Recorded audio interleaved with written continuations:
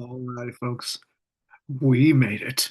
We have made it to the very last chapter of AP US history right here.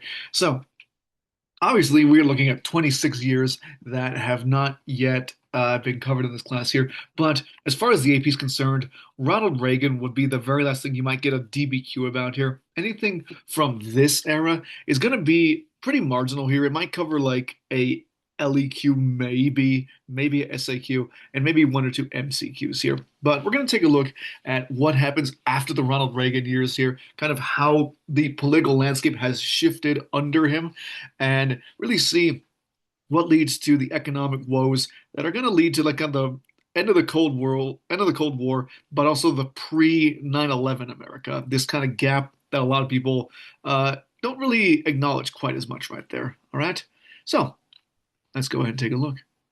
So really, all you need is on this slide right here. So let's go ahead and just see what happens here.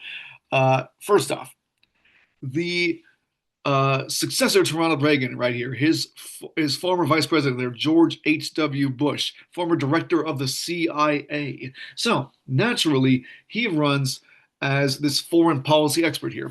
And we do see that there is a fair amount of things that go right in his foreign policy. For example, all the work that Gorbachev and Ronald Reagan did under the previous 8 years or so, we see that it's finally paying off right here as the official end to the Cold War happens under Bush. For one, we see that the actual Berlin Wall crumbles. Two, we are seeing communism is going away in Poland. Resistance movements are appearing against it. And finally, after the economic turbulence, the political criticism now being open in the public here, we see that communism is going to fall apart in the Soviet Union, and they are going to dissolve into the Russian Federation. The first president, Boris Yeltsin, is going to appear. And so, as America and the USSR are disarming here, one side completely dissolved into a whole other government entirely. So effectively, it's over. And you could make the argument that the US won the Cold War. So we did it, guys. Someone pour Gatorade on George Bush. He finally got it right here. So what we end up seeing, though, is that it is going to lead to one, this worrying sign here. Now that communism is effectively been banished, what does that really mean for what the world at large is like? What is the new ideology, the new country we point to as the bad guy? And really, there isn't one on the same scale. But what we do see is the fallout from decades of puppeteering other countries for these two ideologies. We're going to see the rise of kind of ethnic groups fighting against these imperial powers. We're going to see terrorism on the rise. And so, not quite on that note, but it does take us to a setting that you're going to associate with terrorism, with the movements we'll see later, the Middle East.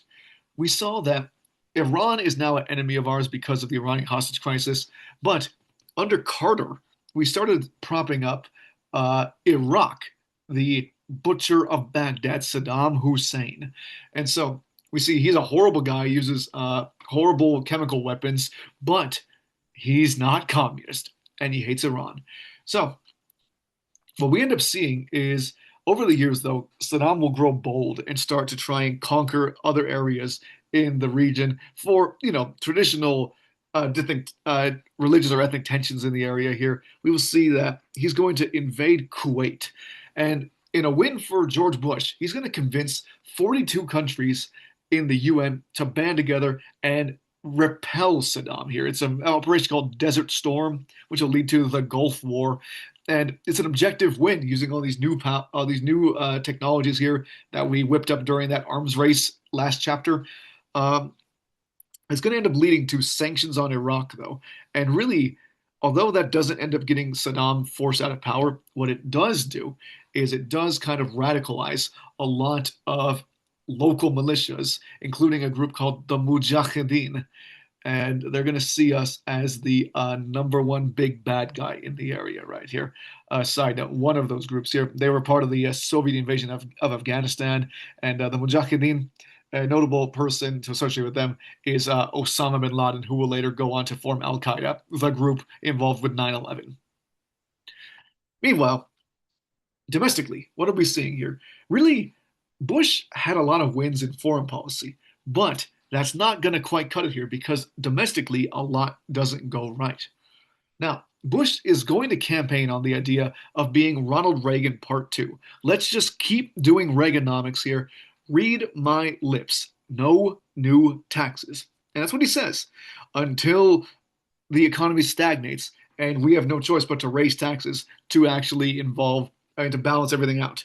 Now, Reagan did actually raise taxes during the end of his term, and people forgave him because of that whole Teflon president mentality. But this isn't Reagan. There's no, ironclad defense around him. Bush is going to raise taxes and is going to be crucified for it.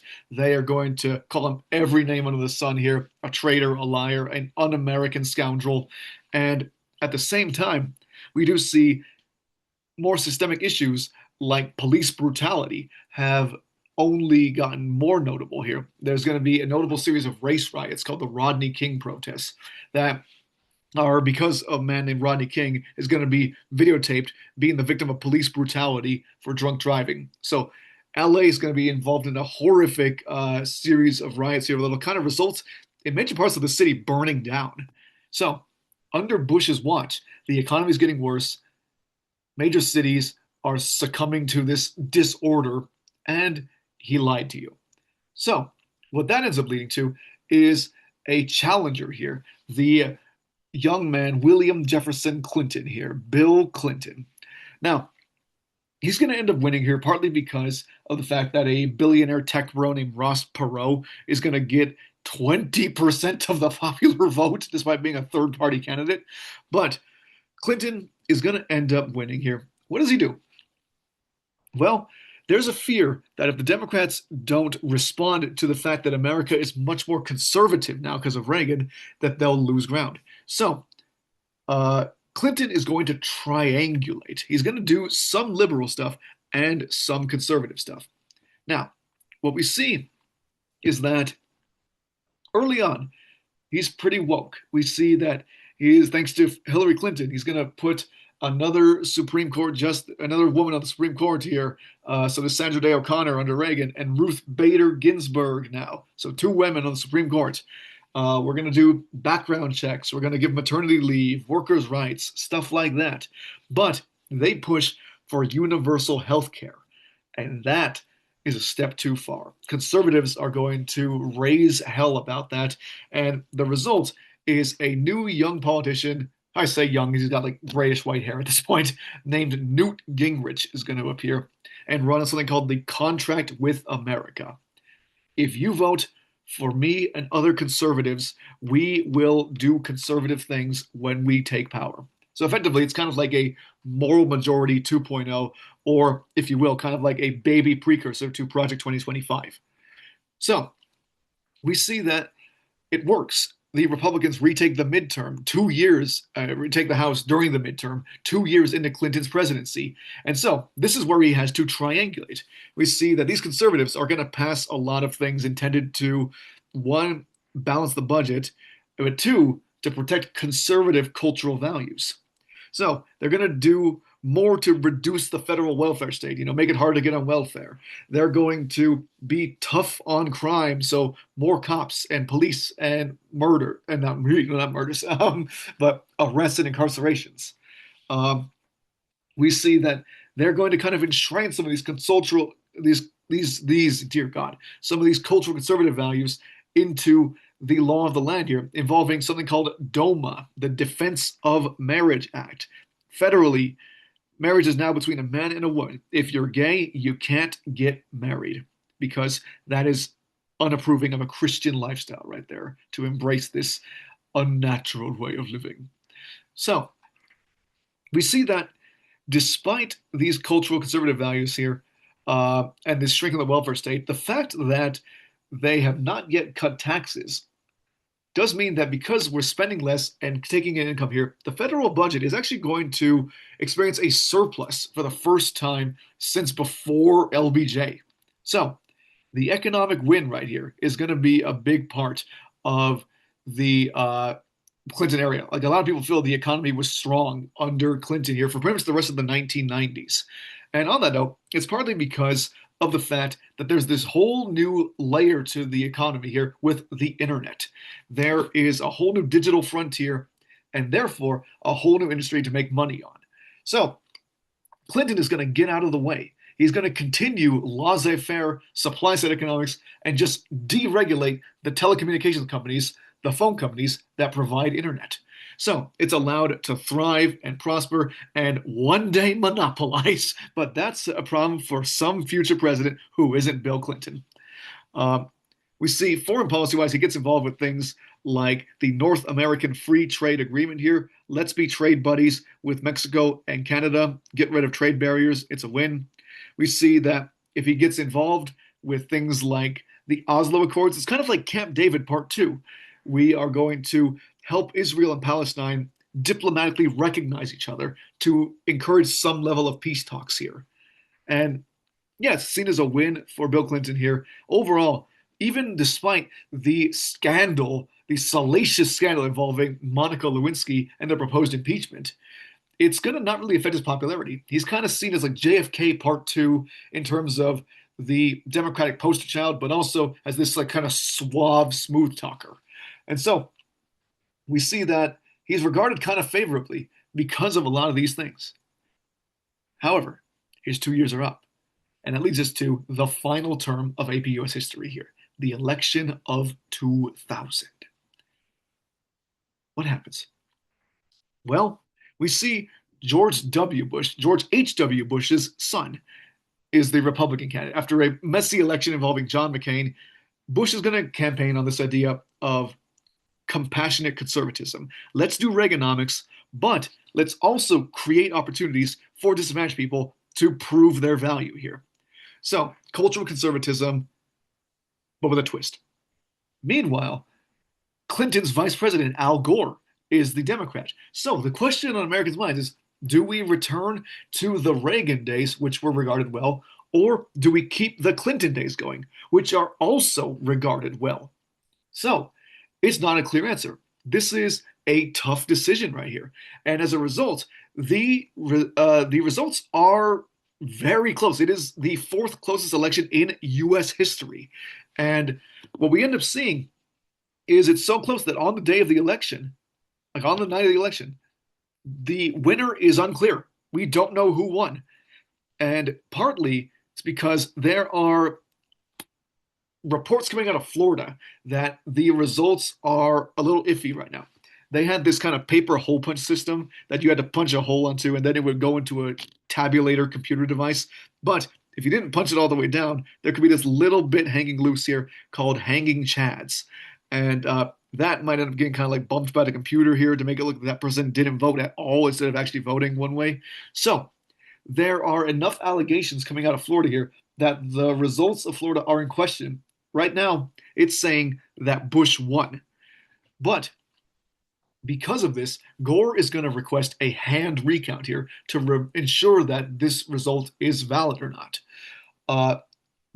Bush, since he's basically been declared the winner of Florida and therefore the election, is going to sue to stop that recount. Now, that takes it to the Supreme Court. And here's where we get to a highly controversial case called Bush v. Gore. For context, George Bush Sr. put 4 of the 9 Supreme Court justices in this case on the bench, and Reagan put 2 others. So 6 out of 9 right there are directly connected to the Bush family in some way. Also, Bush's brother Jeb Bush was governor of Florida at the time. So all these things notwithstanding, the Supreme Court is going to rule that this recount will not be continued. They're going to stop this recount here. And what ends up happening is this.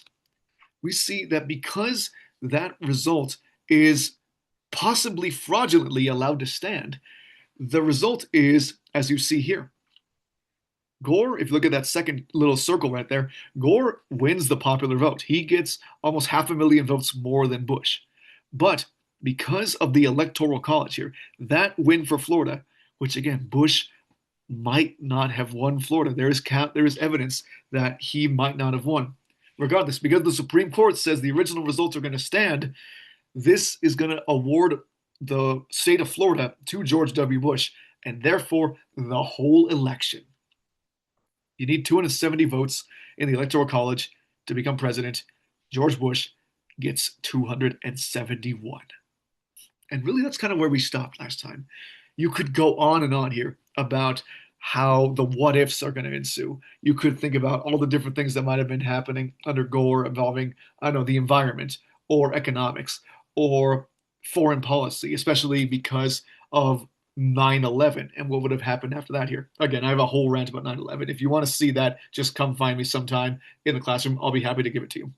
But what we end up seeing here is that this is kind of the cliffhanger we end on here. As the new millennium is dawning here, it leads to a whole new world that is unfamiliar, that has its own unique sets of challenges here, as the rise of the internet is becoming fully palpable, as terrorism is reaching a predominant American talking point, as a horrible tragedy in 9/11 will happen and unite the country in this right wing fervor about getting vengeance, and the human rights abuses that will follow as a result, both at home and abroad. But alas, we could keep going on and on and on. But I think for everyone's sake, we're just going to go ahead and stop there. That, my dear friends, is the final section of AP US history. So, if you've been with us from the beginning, I really appreciate you taking all the time to watch these videos, to ask questions, to drop by and just say what you need to say. It's a great thing. It makes what we do always worth it right here. So we can't possibly thank you enough right there. We'll wrap it up right there, folks. Thank you for your time. I will see you when I see you. Have a wonderful day and peace out, folks.